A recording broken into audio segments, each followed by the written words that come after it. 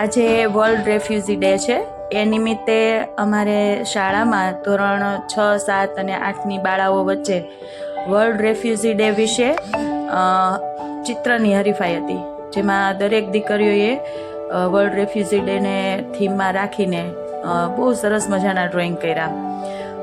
આનાથી શું થાય કે દીકરીઓની જે ક્રિએટિવિટી છે એ બહાર આવે છે.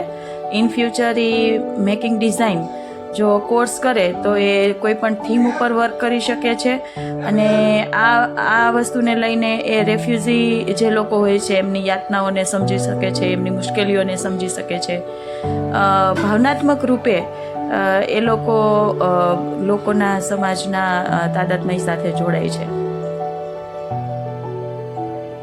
આપ જોઈ શકો છો દીકરીઓએ ખૂબ સરસ મજાના ડ્રોઈંગ બનાવ્યા છે.